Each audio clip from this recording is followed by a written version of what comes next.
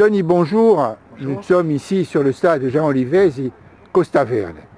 Alors pourquoi on a baptisé ce stade Jean Olivesi? Alors, stade de Jean Olivesi, si mes souvenirs sont bons, c'est dans les années 90, entre 90 et 2000 qu'on a donné le nom à ce stade.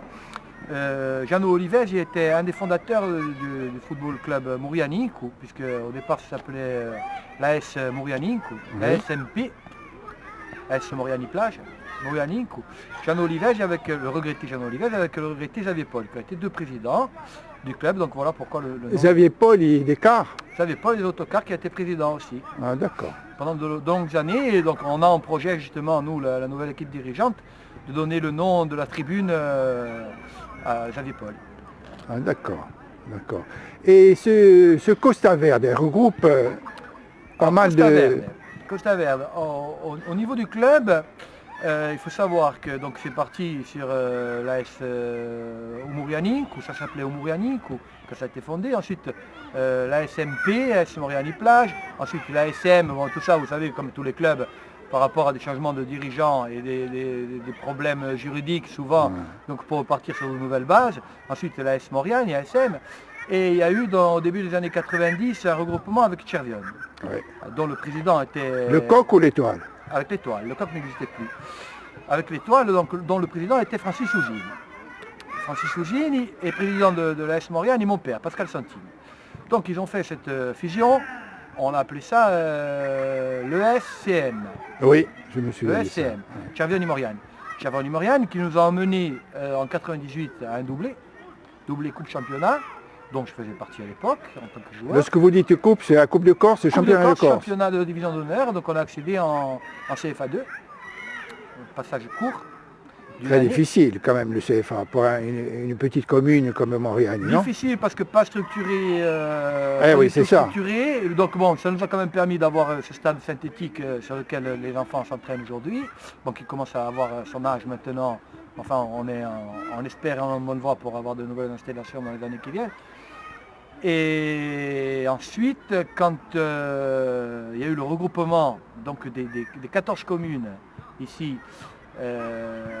ça s'appelait la Costa Verde. Costa Verde, bien entendu, pour des problèmes financiers, des problèmes de subvention au sein du club, on l'appelait le club et Costa Verde. Ce Costa Verde regroupe pas mal de communes maintenant, vous m'avez dit tout à l'heure. Il va regrouper 14 communes, c'est ça? On en a 17 là maintenant. 17. Ouais.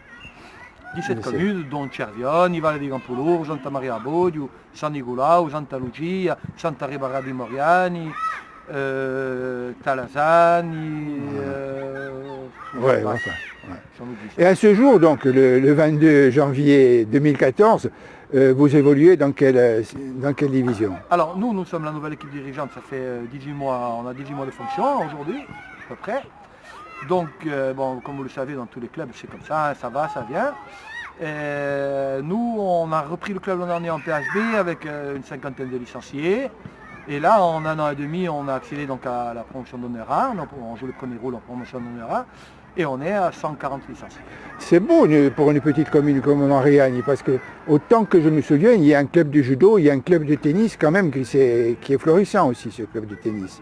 Oui, il y a pas mal de structures. Vous êtes une commune bien structurée au niveau sport. Hein? Bien structurée, je ne suis pas trop de cet avis. Je pense que, non, pas trop. Vu les moyens qu'on a dans la commune aujourd'hui, avec la communauté des communes justement, qui regroupe toutes ces communes, je pense qu'on pourrait avoir des installations dignes de ce nom qu'on n'a pas ni au tennis, ni au basket, ni dans aucun sport. Hein, mais ça viendra sûrement. Ouais.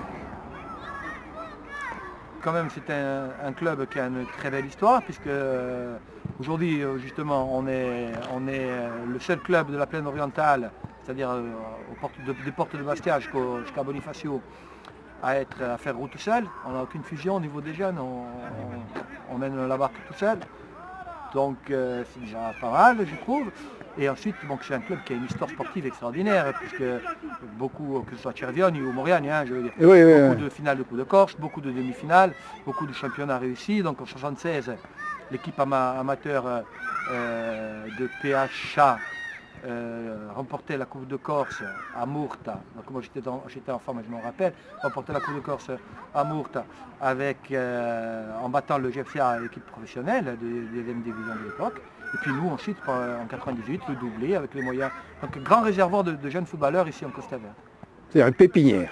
Une grosse pépinière. Grosse Et puis pépinière. la preuve en est, c'est qu'on fait un rapprochement à leur demande avec le Sporting aujourd'hui qui nous ont demandé de nous rapprocher d'eux avec un partenariat officiel en ce qui concerne l'école de football. Eh bien Tony, merci. Merci à vous. C'est très gentil. Au revoir et bonne chance. Au revoir.